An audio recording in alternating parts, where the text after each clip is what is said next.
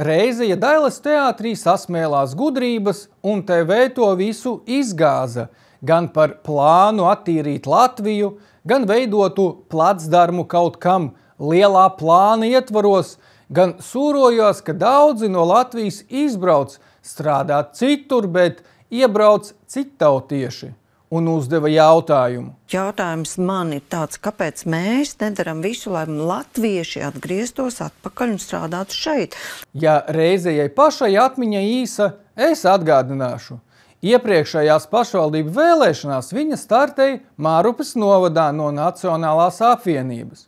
Protams, ka tika ievēlēta, jo kurš cits novadu spēs sakārtot, ja ne aktrise.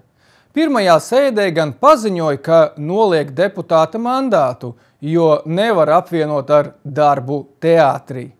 Atbilde uz jautājumu, kāpēc tā ir vienkārša, mēs atdodam balsis par pazīstamām sejām, nevērtējot to, ko šīs sejas ir spējīgas izdarīt. Partijām ar piedāvājumu arī ir švaki, līdz ar ko piesaista šādus viesspēlētājus, kas vienkārši piesaista balsis. Un ar šādu apusēji degradēto attieksmi pret procesiem uz nekādu uzplaukumu cerēt nevar.